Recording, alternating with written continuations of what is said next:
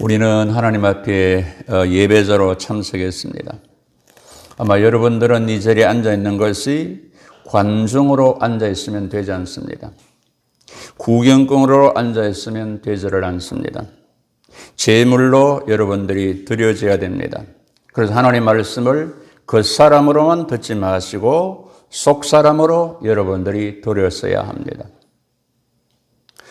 말씀이 여러분 영혼에 들려지면 여러분이 살아나게 됩니다. 생명의 말씀이 여러분들의 심령에 침투되어서 말씀이 내 안에, 내가 말씀 안에 있는 그런 생명의 시간, 그런 신령한 시간이 되어서 진리 안에서 진정한 그런 자유를 누리시고 생활의 열매가 주렁주렁 열려주시기를 먼저 축복을 드립니다. 하나님께서 하나님과 사람 사이의 관계를 이렇게 한마디로 정리해 주었습니다. 나는 네 하나님이 되고 너는 네 백성이 되는 그런 관계. 나는 네 하나님이 되고 너는 네 백성이다. 이 관계를 우리는 생명적인 관계라고 말합니다. 신령적 관계라고 말합니다. 연합적인 그런 관계라고 말합니다. 우리들은 이 관계를 잘 유지하며 사는 것이 신앙생활을 잘하는 것이고 똑바로 하는 것이 되어집니다. 지금까지 아브라함의 신앙적 문제는 이 관계가 자주 무너졌다는 데 있다는 사실입니다. 다시 말하면 하나님께서 주신 언약을 온전히 지키지 못했다는 것입니다. 신앙은 하나님과 사람 사이에 언약을 받고 그 언약을 믿고 그 언약을 신뢰하고 그 언약을 기다리는 것인데 아브라함은 하나님의 언약을 끝까지 믿지 못하고 기다리지 못하고 넘어지는 모습을 우리가 지금까지 보아왔습니다. 지난 시간에 배운 대로 아브라함이 자꾸 넘어지니까 하나님께서 찾아오셔서 너 나를 좀 봐라. 나는 전능하신 하나님이야. 너 똑바로 믿고 좀 완전한 자가 되어라고 그렇게 말씀하셨습니다. 제발 좀 내 언약을 믿고 행하고 기다리는 신앙생활을 잘 해보거라. 나는 네 하나님이고 너는 네 백성이 아니냐라고 그렇게 말씀해 주셨습니다. 창세기 17장을 자세히 보시면 언약이라는 단어가 10번 이상 나옵니다. 이만큼 하나님께서는 언약을 중요시하며 신앙과 믿음은 언약에 대한 반응과 자세에 달려있음을 우리에게 가르쳐주고 있습니다. 본문을 자세히 보시면 하나님을 가리켜서 나라는 단어를 씁니다. 내가라는 표현이 한 20번 정도 나옵니다. 그리고 아브라함을 가리켜 니게라는 표현이 19번 정도 나오는 걸 보게 됩니다. 그러면서 하나님께서 내가 하리라, 너는 되리라, 내가 하리라, 너는 되리라는 표현을 말씀합니다. 하나님이 하시면 너는 된다는 것입니다. 네가 하는 것이 아니고 내가 하는 것이야 라고 가르쳐 줍니다. 하나님께서는 약속을 반드시 지켜주시는 하나님으로 오늘 계시하고 있습니다. 2절, 4절, 7절, 8절, 16절, 21절인데 2절 한 절만 봅니다. 내가 내 언약을 나와 너 사이에 두어 너를 크게 번성하게 하리라. 내가 내 언약을 나와 너 사이에 두어 너를 크게 번성하리라. 언약을 통해서 하나님이 하시겠다는 것입니다. 그걸 구구절절히 현재 말씀하고 있다는 것입니다. 아브라함은 75세 때 하나님의 부르심과 약속을 받고 고향을 떠나는 믿음의 멋진 출발을 했습니다. 세월이 지남에 약속을 굳게 잡지 못하고 흔들렸습니다. 흉년이 들자 약속을 믿지 못하고 애굽으로 내려가서 부인을 누이라고 속이게 됩니다.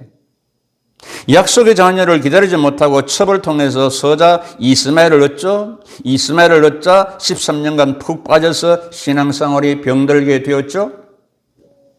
하나님께서 이대로 두어서는 안 되겠다고 생각하시고 아브라함을 또 찾아오셔서 너는 전능하신 하나님 앞에서 행하라, 완전히 하라면서 오늘 본문에 와서 할례 언약을 주시고 있음을 보게 됩니다.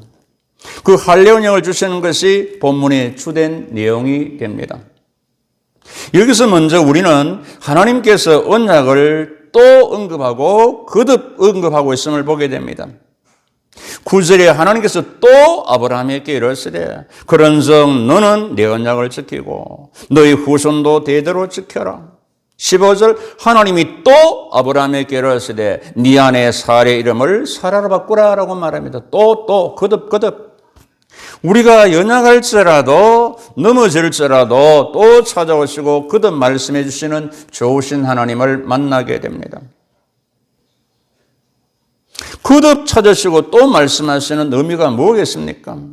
하나님은 언약을 주시고 반드시 지키시는 하나님을 각인시키고 있습니다. 하나님을 진정으로 믿느냐? 그러면 하나님의 언약을 믿고 붙들고 준행해야 돼. 그래야 하나님의 약속의 성취를 경험할 수 있어라는 겁니다. 이와 같이 찾아오신 하나님은 아브라함에게 세 가지를 말씀합니다. 하나는 할례를 행하라. 두 번째, 사라의 이름을 사라로 바꾸라. 그리고 사라를 낳을 시기와 이름을 정해줍니다. 그 이름은 이삭이라고 말해줍니다. 할례를 행하라. 10절 12절에 모든 남자는 다 할례를 받으라. 이것이 나와 너의 후손의 사이에 지킬 내 언약이니라. 너의 표피를 베어라. 이것이 나와 너희 사이의 언약의 표징이다. 모든 남자는 예 없이 할례를 받으라 그랬습니다. 할례가 뭘까? 요즘 말로 하면 바로 남자 포경수술하는 걸 말합니다. 하나님께서 말로 해서는 안 되니까 이제 몸에 표시를 하도록 해라.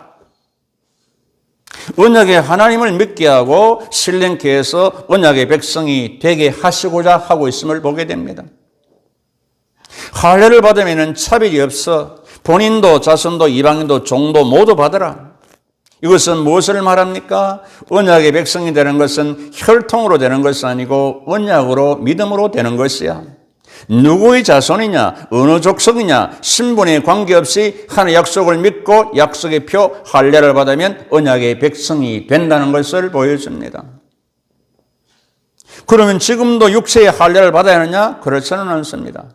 신약 시대에 와서는 육체의 할례가 아니라 마음의 할례를 받아야 합니다. 로마서 2장 28절에서 무릇 표면적 유대인이 유대인이 아니요 표면적 육신의 할례가 할례가 아니다. 오직 이면적 유대인이 유대이다. 할례는 마음에 할지니 영이 있고 율법 조문이 있지 아니하다고 우리에게 말씀해 줍니다. 로마서 4장 9절에 아브라함이 의롭게 된 것은 할례 때문이 아니고 무할례 시의 믿음 때문이다. 따라서 아브라함의 할례는 믿음으로 의롭게 된 것을 확인하는 증표에 불과한 것이다. 그래서 구약의 할례는 신약의 세례로 바뀌었다고 할 수가 있습니다.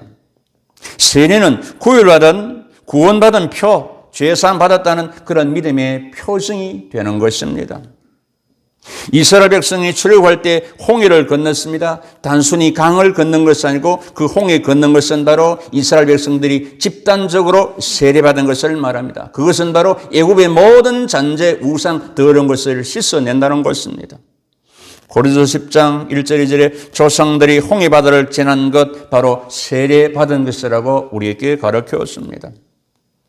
영적인 구원은 우리의 영혼, 우리의 속사람이 예수의 보배로운 피로 씻음 받을 때, 즉 마음의 할례를 받을 때입니다. 아브라함은 99세, 이스마엘은 13세, 이삭은 8일 만에 할례를 받는 것을 본문에 볼 수가 있습니다. 이건 노인도, 청년도, 어린아이도 예수의 피로 죄 씻음을 받아야 됨을 가르쳐주고 있습니다. 골로새 2장 11절 13절에 우리는 세례를 받음으로 세상 사람들과 구별이 됩니다.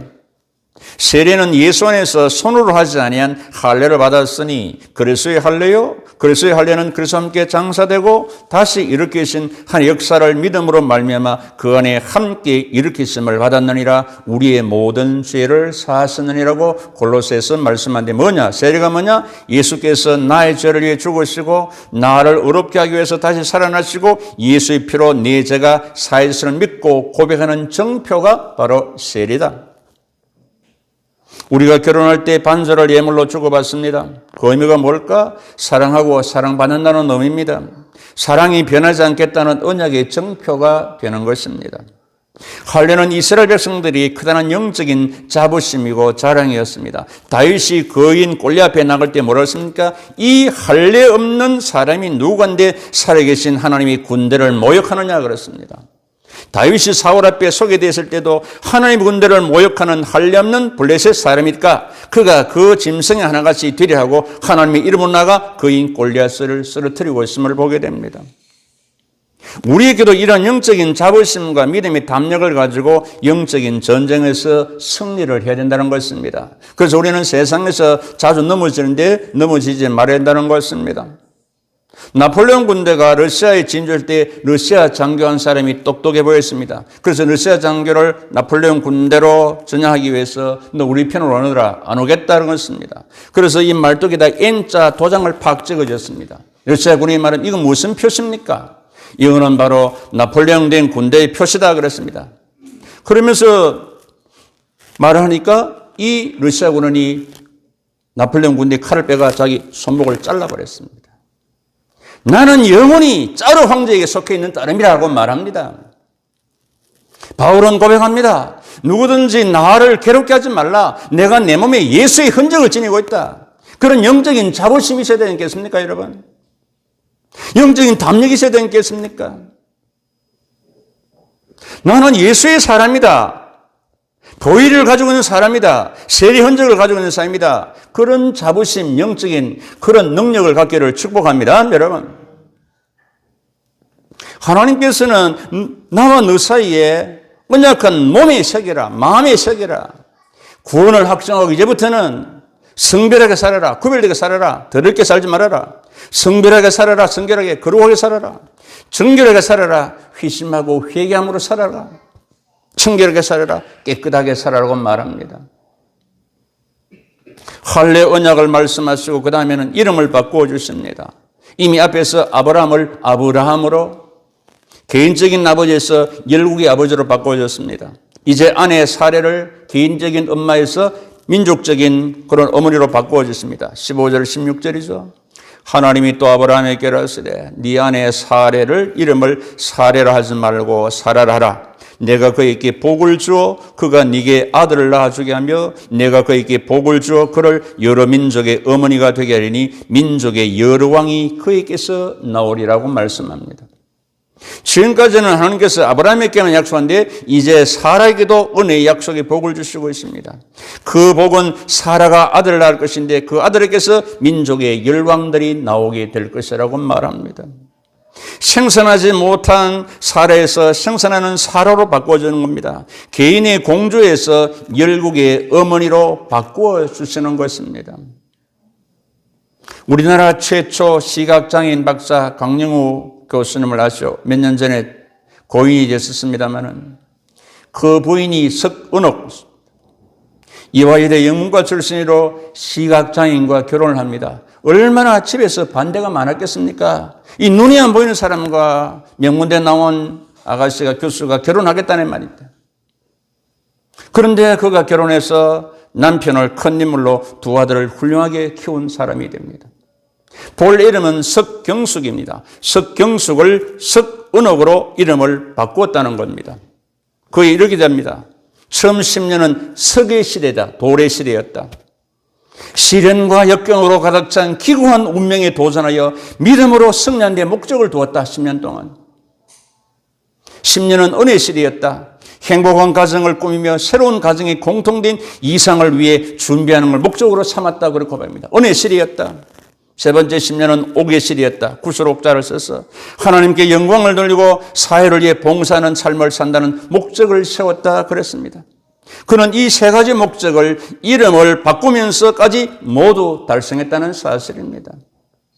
그렇습니다.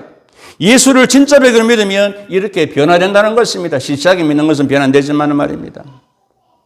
저와 여러분들은 성령의 세례를 통하여 성도, 의인, 새로운 피조물, 새 사람, 하나님의 자녀가 되었습니다. 그러니까 새로운 가치와 의미를 가지고 변화된 새 삶을 추구해 나가야 되지 않겠습니까, 여러분? 그러니까 예수 믿는 사람이 이름값을 좀 하고 살자는 것입니다. 세상 사람과 똑같이 그렇게 살지 말고 그런 것들은 오늘 이름을 통해서 우리에게 가르쳐주고 있다는 사실입니다. 그리고 하나님은 사라가 낳은 아들의 이름을 가르쳐줍니다. 그 시기까지 가르쳐줍니다. 이름은 뭐냐? 이사회라. 내년 이맘때 네가 아들을 낳는다. 시기까지 딱 가르쳐주고 있습니다. 19절에 이름을 이사회라. 21절에 내년 이맘때 1년 후에 될 것이라고 말합니다. 창세기 21장 1절에 보시면 약속하신 말씀대로 1년 후에 이삭이 태어납니다. 하나님께서 약속하신 지 25년 만에 이루어졌습니다. 본문 17절을 보십시오. 하나님께서 사라가 아들을 낳을 것일 때 아브라함은 믿지 못하고 속으로 웃었습니다. 비씩 웃었습니다. 18장 다음에 달부터를 18장 12절에 보시면 사라도 속으로 웃었습니다. 그런데 하나님께서는 그 비웃음이 변하게 하여 기쁨의 웃음이 되게 하셨음을 보게 됩니다. 그래서 이삭의 이름의 뜻이 웃음이라는 그런 뜻을 가지고 있습니다. 하나님의 언약의 약속에 대한 아브라함의 반응은 어땠을까? 할례 약속, 사례가 사자로 바뀌는 언약, 이삭이 태어난다는 언약에 대한 아브라함의 반응은 어떻겠습니까? 할례 언약은 그대로 순종했습니다. 사례는 사례로 바꾸게 했습니다. 이삭 약속에 대해서는 문맥상으로 비웃음 같은데 하여튼 어떻게든지 웃었습니다. 오늘 22절, 20절을 보십시오. 하나님께서 아브라함에게 약속의 말씀을 다시고 떠나신 후에 아브라함은 아브라함의 모든 사람을 부르다가 자기와 함께 당일에 할례를 행합니다. 아브라함은 99세, 이스마엘은 13세, 자기 집의 모든 남자들, 종이든지 그런지 모든 사람 할례를 다 받았습니다. 27절에 말이죠. 이것은 뭡니까? 신속한 순종입니다. 당일에 즉시 순종했습니다. 연기하지 않았습니다. 순종은 이런 것입니다. 이런 말이 있습니다. 첫 번째 생각과 마음은 하나님의 생각이고 두 번째 생각, 마음은 내 생각이고 세 번째 생각, 마음은 마귀 생각이다 그랬습니다. 하나님의 생각일 때 바로 실천을 해야 된다는 말입니다. 말씀을 받고 성령에 감동될 때 즉시 순종해야지 자꾸 미루고 딴 생각하면 하지 못한다는 사실입니다. 그리고 무조건 순종했습니다. 하나님 말씀을 읽는데 의심 없이 따지지 않고 전적 순종했습니다. 23절에 말씀하신 대로 했다고 그랬습니다. 그리고 완전 순종했습니다. 한 사람도 빠짐없이 모두 순종했습니다. 아브라함의 개인 사병이 318명입니다. 그 집에 있는 모든 사람을 다 그대로 순종했다는 사실입니다. 하나님의 언약은 순종할 때 하나님 놀라운 역사가 일어나는 것입니다. 믿음이 있음이 순종으로 나타나고 순종할 때 믿음이 온전해진다는 사실입니다. 순종하지 않으면서 믿는다? 좀 이상하죠? 사랑하는 성도 여러분들, 마음의 할례를 받으셨습니까? 14절 말씀을 받으시고 주목하십시오. 진실로 받으십시오. 할례를 받지 않는 사람은 백성 중에 끊어지리라. 그가 내 언약을 배반하였습니다. 할례를 받지 않으면 백성 중에 끊어진다고 그랬습니다. 무슨 말을 하고 있습니다? 그러니까 반드시 우리는 마음의 할례를 받아야 된다. 마음의 세례를 받아야 된다는 말이죠. 먼저 우리는 마음의 할례를 받으셔야 됩니다. 로마서 2장 19절에 할례는 마음에 할지니라. 요엘 2장 13절에 너희는 옷을 찢지 말고 마음을 찢고 여호와께 돌아라. 마음이 회심하고 여호와께로 돌아오라는 것입니다. 예레미야 선지자는 말합니다. 너희는 스스로 할례를 행하되 너희 마음의 가죽을 베고 나 여호와께 속하라. 마음의 가죽을 베고 여호와께 속하라. 우상 탐심을 버리라. 마음의 할례를 받아야만이 하나님의 사람인다. 그래야 하나님의 속함이 된다.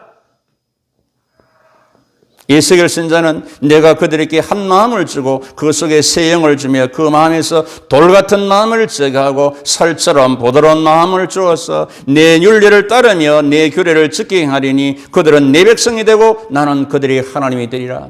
그 마음이 할례를 받아야 진정한 하나님의 백성이 된다고 말합니다. 그리고 우리는 마음의 할례를 반드시 받아야 된다는 것입니다.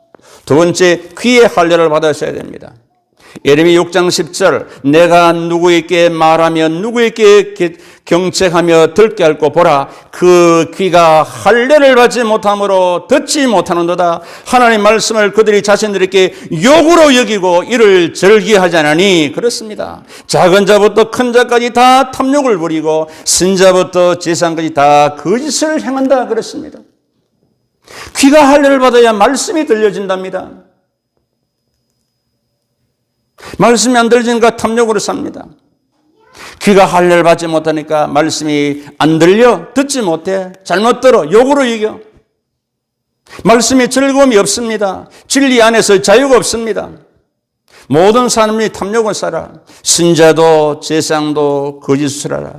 여기서 선자도 제사장도 거짓을 사는데 제 입장에서는 내가 먼저 드려야 돼. 내게 들려주시는 것을 드려야 돼. 그렇지 않으면 나는 거짓 사람이 되는 거야. 나는 거짓 선자가 되는 거야. 거짓 목사가 되는 거야. 정신이 번쩍 들었습니다. 여러분도 정신 들기를 축복합니다. 여러분. 그저 한쪽 귀로 듣고 고음에 끄떡하는 하는 게 아니라 진정으로 귀 할례를 받아야 이 말씀이 내 영혼에 부딪히게 된다는 말입니다. 이사야 선지자는 아침마다 깨우치되 나의 귀를 깨우치사 학자같이 알아듣게 하시도다. 주 여호와께서 나의 귀를 여셨으므로 내가 거역지 아니하며 뒤로 물러가지 않으다. 귀가 할례받아서 말씀이 들리지면 뒤로 물러가지 않고 말씀 붙들고 앞으로 나아간다는 것입니다. 그래서 우리는 귀 할례받으면 이 두 귀가 울리게 되는 겁니다. 그러면서 너희는 귀를 기울이고 내게 나와 들으라. 그러면 너희 영혼이 살리라. 내가 너희를 위하여 영원한 언약을 맺으리니 고 다윗에게 허락한 확실한 은혜라. 말씀을 들으면 영원히 살고 예수 만나고 예수 믿으면 영원히 살고 영원히 사는 줄로 믿습니다, 여러분. 그런데 말세가 되면 귀가 가리워져 바른 교훈을 안 받는다 그랬어요. 사욕을 따르는 서성을 많이 해도 내게 이익되는 거, 욕심되는 그것만, 그런 서성을 따라 그 귀를 진리에서 돌이켜 헛하는 얘기를 따른다. 진리를 안 듣고 세상 쓸데없는 얘기는 잘 들어온다는 말입니다. 그래서 마지막 책인 요한계시록에서 귀 있는 자는 성령이 교회들에게는 말씀을 들을지어다. 제발. 귀가 있는 자는 성령이 교회들의 말씀을 제발 들을지어다. 들려지기를 축복합니다, 여러분. 이런 데는 좀 크게 하는 거예요. 네? 세 번째, 입의 혀의 할례입니다. 이사야 6장 5절에 이사야 선지자가 보좌에서 하나님의 거룩함의 영광을 보고서 화로다 나는 망하였도다. 나는 입술이 부정한 사람이요 나는 입술이 부정한 백성 중에 거주하면서 만군의 여호와이신 왕을 배웠습니다. 천사가 제단 숯불을 네 입에 대니 이르되 이것이 네 입에 닿았으니 네 악이 자해졌고 네 죄가 사있다. 그 입술의 부정함을 알고 성령이 불로 찢으니까 깨끗해졌다는 것입니다.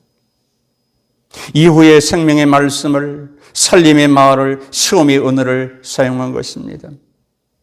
성경은 사람은 입에서 나오는 열매로 말미암아 배부르게 되느니 곧 그의 입술에서 나는 것으로 말미암아 만족게 되느니라.